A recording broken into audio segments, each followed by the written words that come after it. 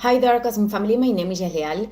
And well, today is November 2nd. We are very close of this full moon. It is very natural that for some people that they could experiment a difficulty to sleep, tiredness, heaviness. And as it is given in Gemini and intentions with the karma nodes, the lunar nodes, thoughts could be exacerbated, over analyzing, excessive questionings that are making us doubting the choices that we are doing or that we want to do. But when we are, questioning ourselves a situation once and again, well, this could be on one side because there is a lot of fear to make a mistake, to make things wrong, but also mental confusion is a form of resisting the more evolutionary path because the new, the different, which we are not accustomed to, could also generate fears that are pushing us away from the inner certainties. Today, the moon is going through Taurus to remind us that we have a physical body, because we could be so much in our mind that many times we forget about the physical plane, that we live in the matter, that we have a body, and it is the body, the one that gives us many signals. Anxiety or other symptoms, for example, indicate when there is something that we need to adjust or to regulate inside or in our decisions. How we are feeling in the face of certain spaces or people, I am observing that many times people perceive from the beginning something uncomfortable, for example, and they try to convince themselves that that doesn't have logic, or other times it is stronger, the will of believing that in an expectation, believing in an expectation or a mental illusion that later turns to be a deception, a disappointment. I am mentioning this because remember that this week we feel a lot the energy of Neptune in Pisces, that is very related with the discernment between fantasy and intuition. But it also happens in the opposite situations. I mean, when we are feeling that there is an experience that could actually bring a lot of growth, but because it is something different or it is something that is proposing any kind of challenge, we could feel insecurity regarding that.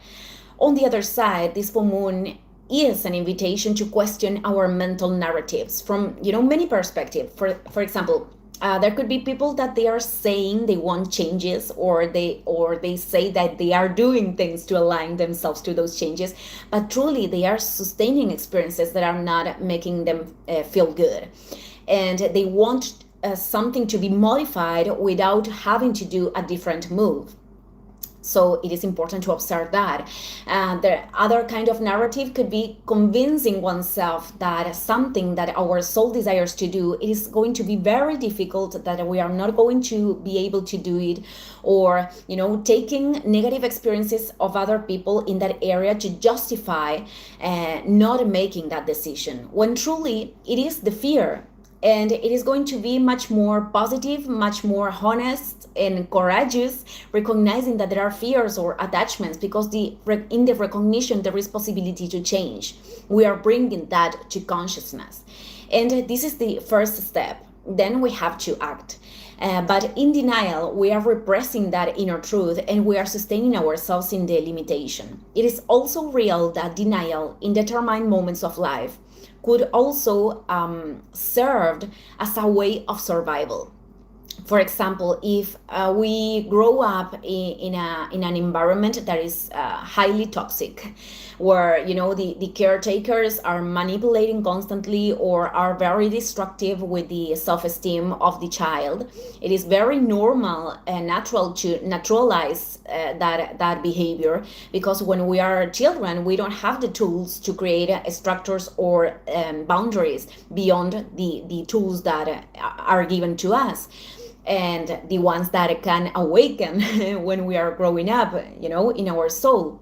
But denial of a behavior that is not good, or the imbalanced nature of a person, serves to isolate from that pain, that deep pain that we are not able to process at that moment and to survive. What happens is that when we turn adults, and the more that we are moving forward in our path, what served for that survival, it is something that is not functioning right now to grow and to create a genuine way of plenitude.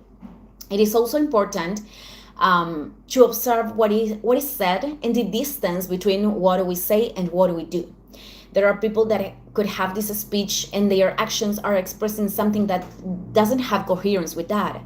And I mean, we are all human beings with our degrees of imperfection. This means that there are no people incarnated without imbalances in here. In fact, we all experimented imbalances as part of the learning of readjusting and of letting go of identifications to generate other forms of stability. But when someone is suggesting that is acting in a certain way, and his or her actions have no sense with what is saying, and the person tries to deny it, there is a deceiving manipulation. So when people are operating this way, it is good to put boundaries and to retire the energy. I mean, there are people that could actually acting from these spaces because they feel a lot of guilt, a lot of shame for their actions, or because they have difficulties to face aspects of themselves that are causing much pain.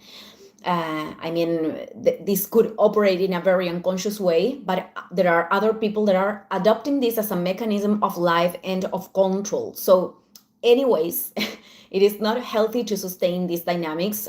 They are stealing our energy, and we don't create a space so the other person can take their responsibility if there is a possibility.